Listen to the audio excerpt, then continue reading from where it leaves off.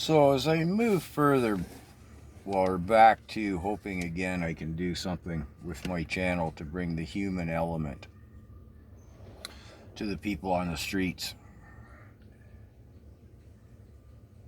There's a lot of things I've learned. It's been a real eye-opener, but one of them is your average citizen assumes when he walks down the street that the person sleeping in a doorstep or on a bench or slumped up against something is on drugs. Well, they may be on drugs or not. I would think, although I've learned better, sleep is a problem for the homeless, getting it. Not being cold, not being wet, but security is a real issue. They will choose to sleep during the day in a public location in the hopes that they don't get robbed, or worse, in the case of the women. We'll not go any further down that dark alley. I don't think it's necessary. But they can't keep their kit because the truly drug-addled will steal anything they can get their hands on. There's no lessons there. I think that's needs no further explanation. But in talking to Shirley this morning and listening to her story and trying to get back on her feet, she can't keep a phone. She can't keep identification because she gets robbed constantly. She pointed out they need lockers, like bus lockers, to keep their important stuff in. I mean, think about being in Shirley's position. She has tried on more than one occasion to enter rehab situations. I'm not going to break down the details. She's tried to get some schooling. It's surprising her background previous to the magic year of 2000. She's worked at a variety of things, and I'm not talking menial jobs either. Some administrative stuff and whatnot. It's kind of surprising to me, anyways. Maybe it shouldn't be, but think about it. You can't show up to anything well rested. Hygiene's an issue. You can't keep a phone. You can't keep identification.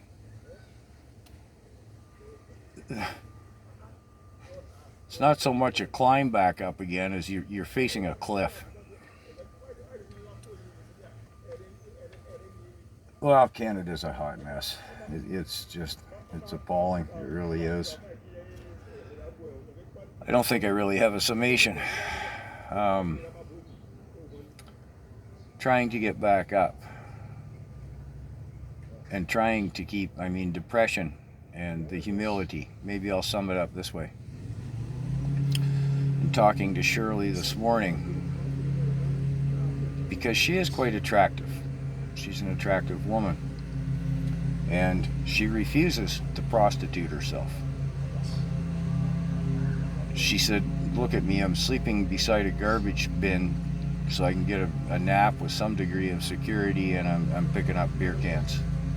She said, I don't care, I'll suffer that humility rather than resort to prostituting myself. Anyways, I don't have a summation.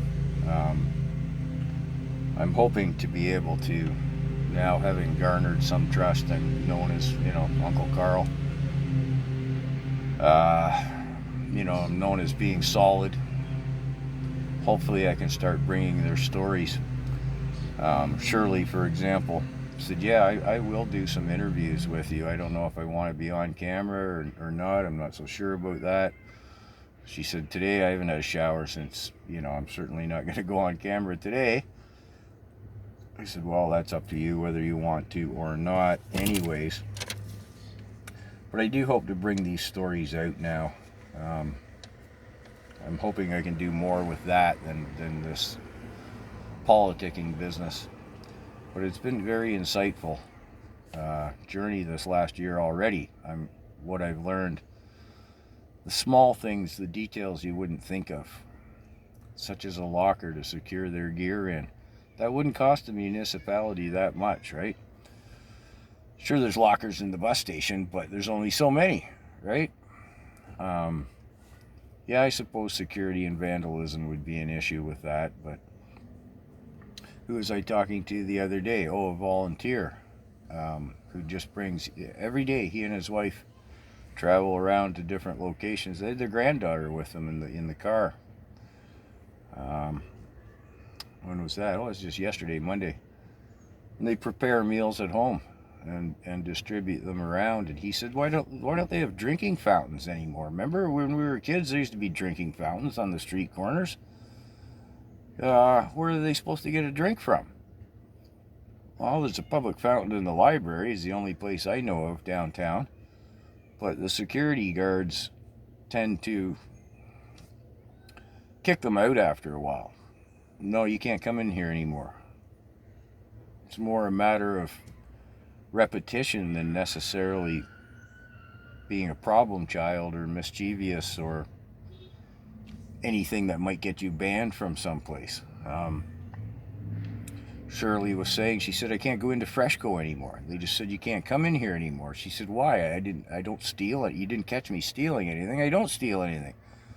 I come in when I have some money to buy some food. They said, no, you just can't come in. Why? Well, you just can't. She says she wasn't stealing. I believe her when she says that.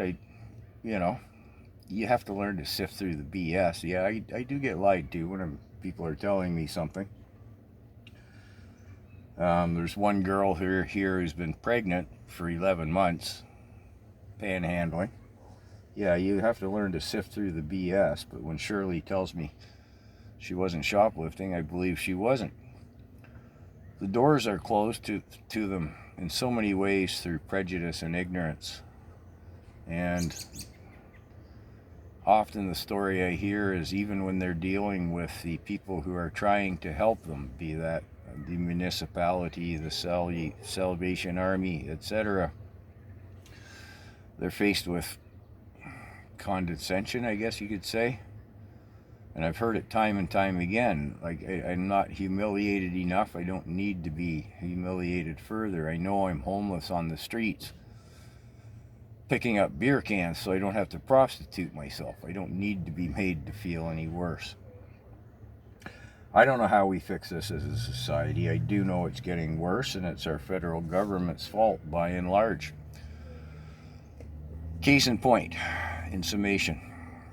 See, the video's run on. I should have mentioned it earlier probably, so I better mention it in another video. Shirley is not going to get a job in the service industry.